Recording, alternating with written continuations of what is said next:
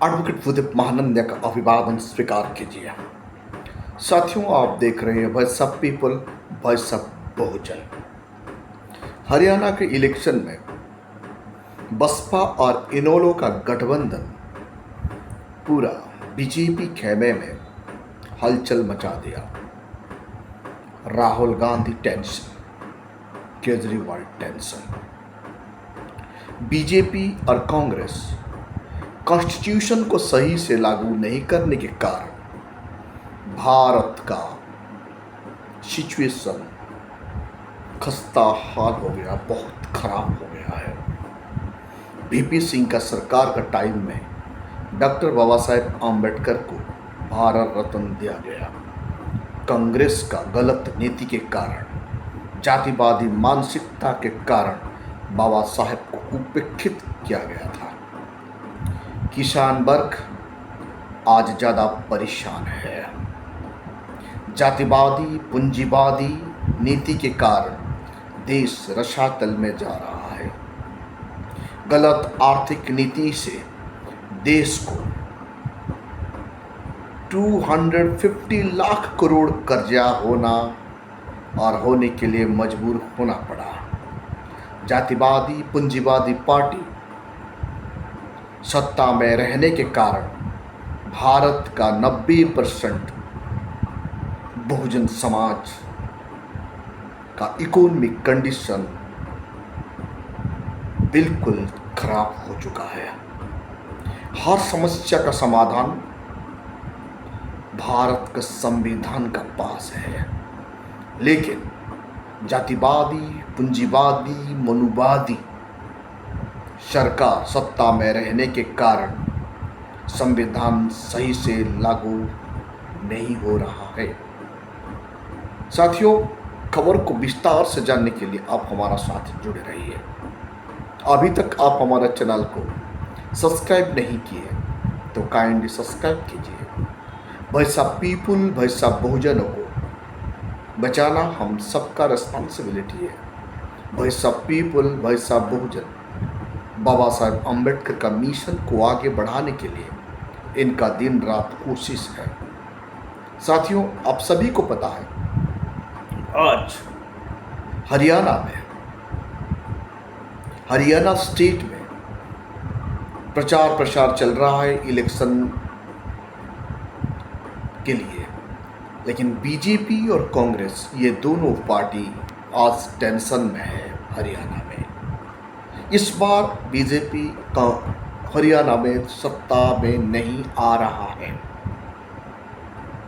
और कांग्रेस का गलत नीति, दलित विरोधी नीति के कारण हरियाणा का लोग उन्हें नकार रहे हैं।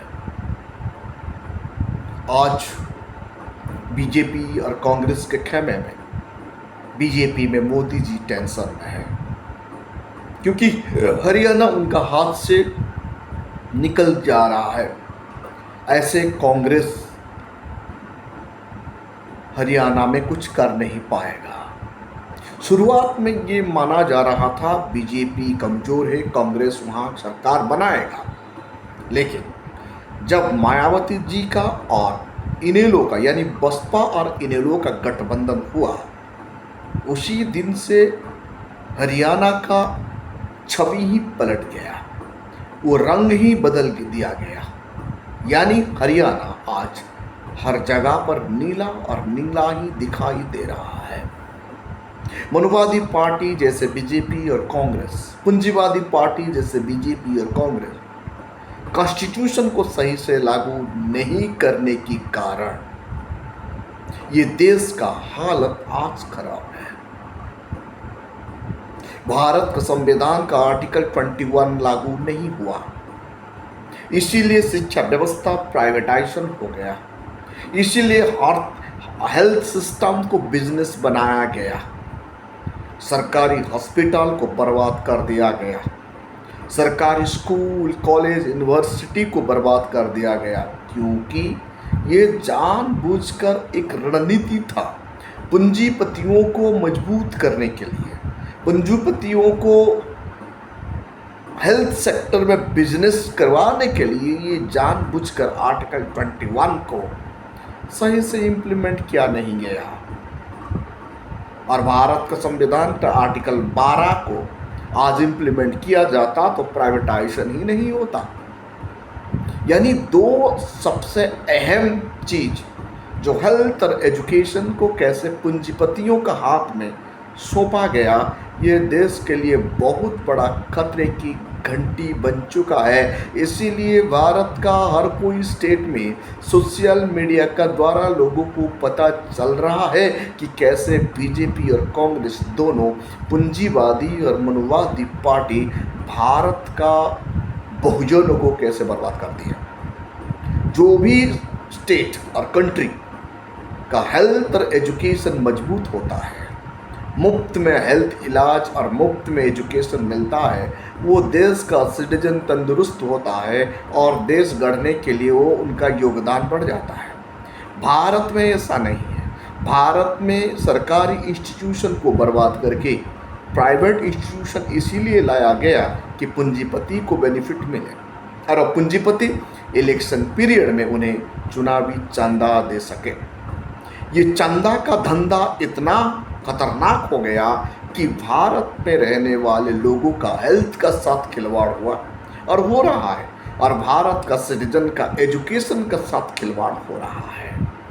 ये बात आज हर कोई बहुजन समाज समझ चुके हैं।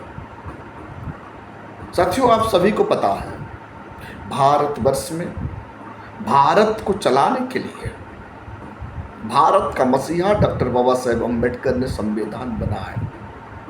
ऐसे महान व्यक्तित्व को, जो कि world knowledge of the world, symbol of the knowledge को, भारत रत्न उपाधि भी कांग्रेस नहीं दिया।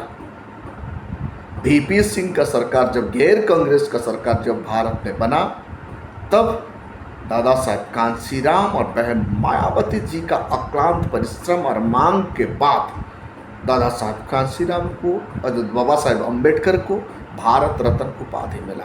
यहाँ से पता चलता है कि कांग्रेस कितना गिरी हुई राजनीति करता है और जातिवाद और पूंजीवाद उनका नस नस में भरा हुआ है। कांग्रेस का डीएनए में जातिवाद है, बीजेपी का डीएनए में जातिवाद है। दूसरी तरफ आप देखें, बहुजन समाज जातिवाद का खिलाफ है। बहुजन समाज चाहता है भारत का संविधान का आर्टिकल 14 के तहत यहाँ इक्वालिटी एस्टैब्लिश हो जाए, रोटी और बेटी का रिश्ता तय हो जाए। भारत को एक महान कंट्री बनाने की कोशिश कर रहा है बहुजन समाज और बहुजन समाज पार्टी। दूसरी तरफ कांग्रेस और बीजेपी यानी मनुवादी सोच रखने वाले पार्टी, पूंजीवादी सोच रखने वाले पार्टी और पूंजीवाद से चलने वाला पार्टी कभी नहीं चाहता भारत में इक्वालिटी एस्टैब्लिश हो। पूंजीवादी अनइक्वालिटी से खड़ा होता है, जातिवादी अनइक्वालिटी से खड़ा होता है। यानी पूंजीवादी सोच और जातिवादी सोच एक ही है। ऐसे सोच रखने वाले पार्टी भारत को शासन लगातार कर रहे हैं, कभी कांग्रेस तो कभी बीजेपी। आज किसान वर्ग ज़्यादा परेशान क्यों है? क्योंकि किसान को कभी भी दोनों पूंजीवादी पार्टी यानी बीजेपी कहिए या कांग्रेस कहिए, कभी नहीं चाहता है फार्मर का डेवलपमेंट। क्योंकि फार्मर डेवलप हो गया, इकोनॉमिक मजबूत हो गया तो पूंजीवाद गिर जाता है। पूंजीवाद को बचाने के लिए फार्मर को टॉर्चर किया जाता है। इसीलिए भारत का फार्मर ये दोनों पार्टी का ऊपर खपा है। सिर्फ एकमात्र पॉलिटिकल पार्टी है जो बहुजन समाज पार्टी पूंजीवाद का खिलाफ है और मनुवाद का खिलाफ है और जातिवाद का खिलाफ है। बसपा चाहता है कि भारतवर्ष में इक्वालिटी एस्टैब्लिश हो जाए, क्योंकि बसपा का आइडियोलॉजी बाबा साहेब अम्बेडकर, तथागत बुद्ध, ज्योतिबाराव फूले, सावित्रीबाई फूले जैसे महान दलित लीडर, महान विद्वान लोगों का विचार से यह पार्टी चलता है।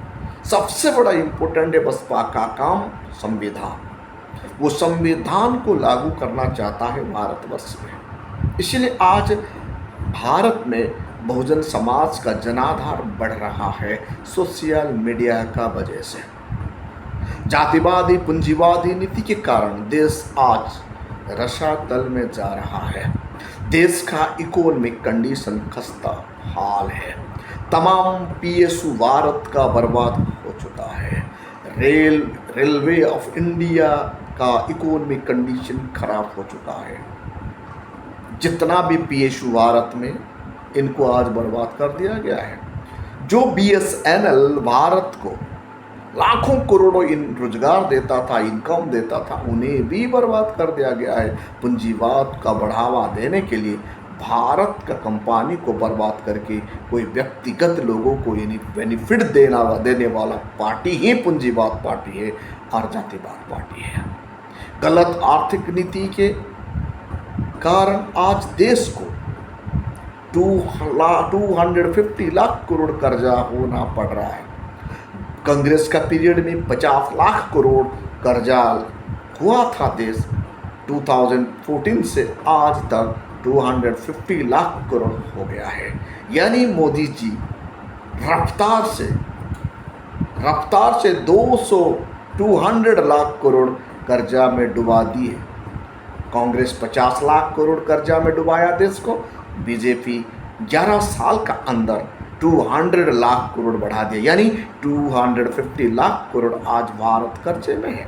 यानी भारत का 90% बहुजन समाज इसका शिकार होंगे। देश कर्जा में डूब रहा है। खाने पीने का चीज का महंगाई बढ़ रहा है।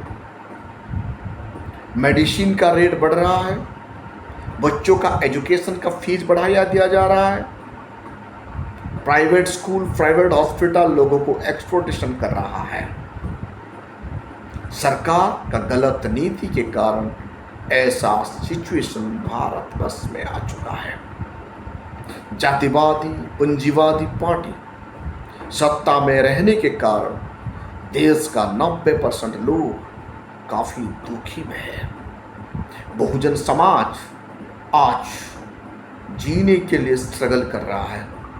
बहुजन समाज का नस्ल को कैसे प्री प्लान का साथ गरीबी का नीचे और ज़्यादा से ज़्यादा बीपीएल कंडीशन में धकेला जा रहा है, ताकि इलेक्शन पीरियड में बहुजन समाज का लोगों को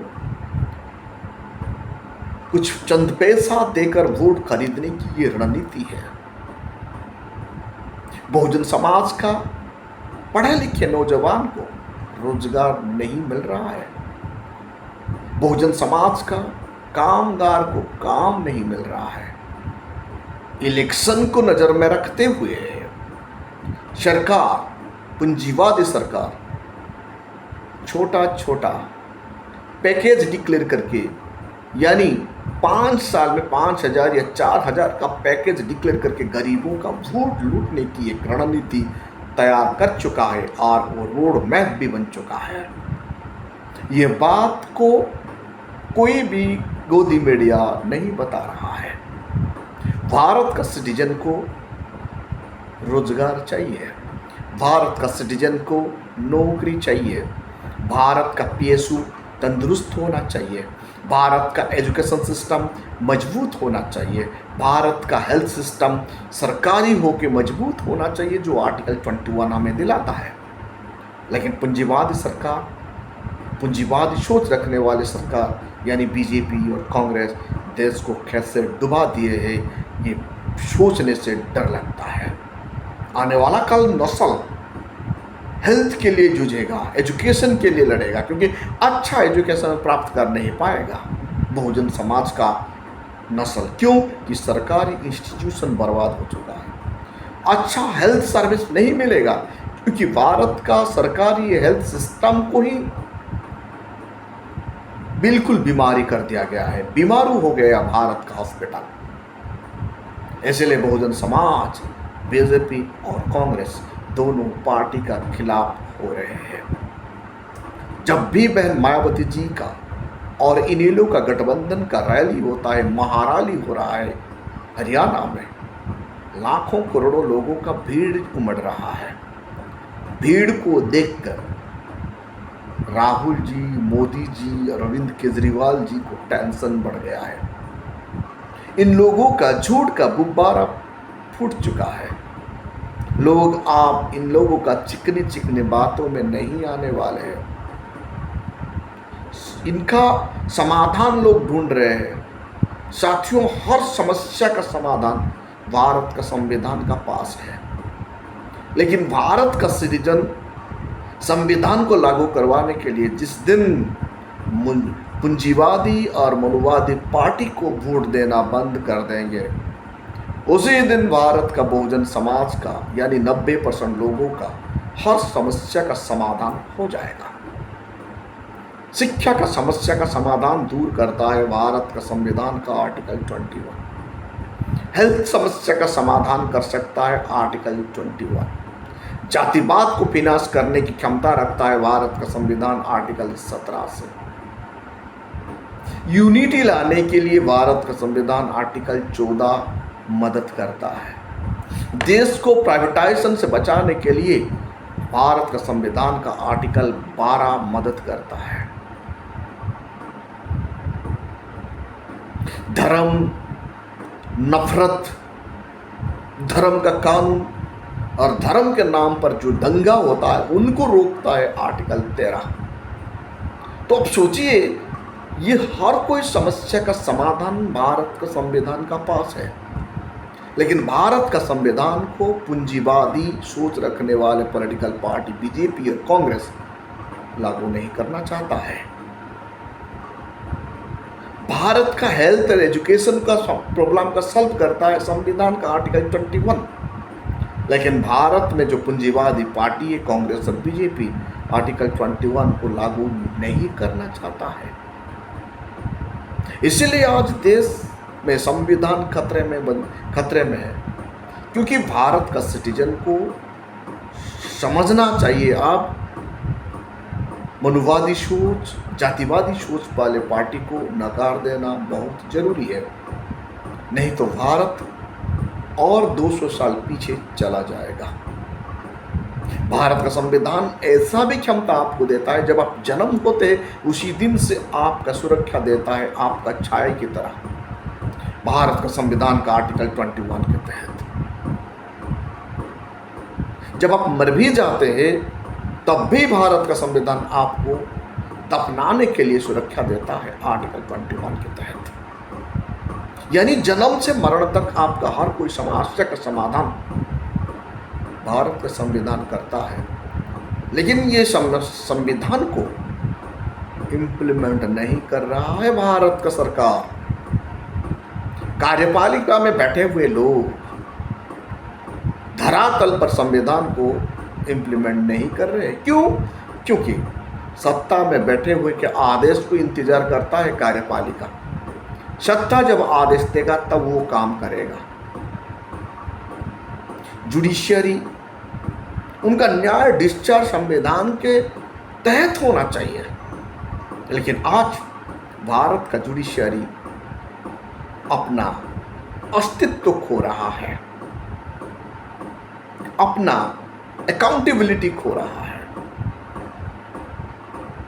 प्रेस मीडिया इनका बात कहना भूल जाना चाहिए।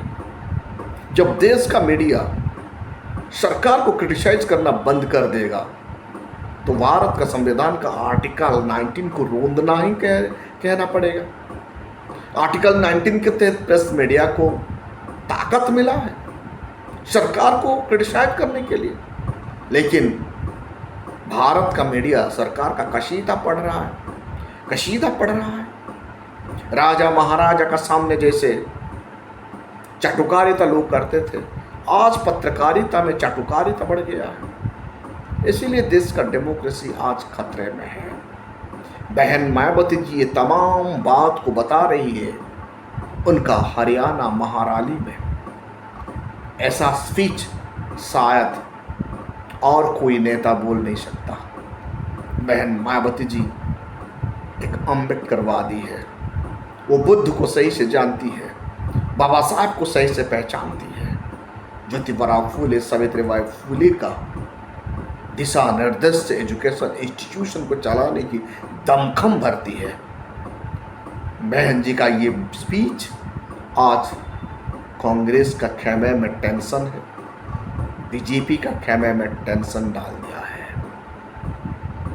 साथियों, वो दिन दूर नहीं है, जल्दी ही बहुजन समाज भारत में अपना सत्ता वापस लाएगा और भारत में बहुजन समाज का खुशहालियाँ लौट कर आएगा और भारत का संविधान सही से इम्प्लीमेंट होगा। Thank you.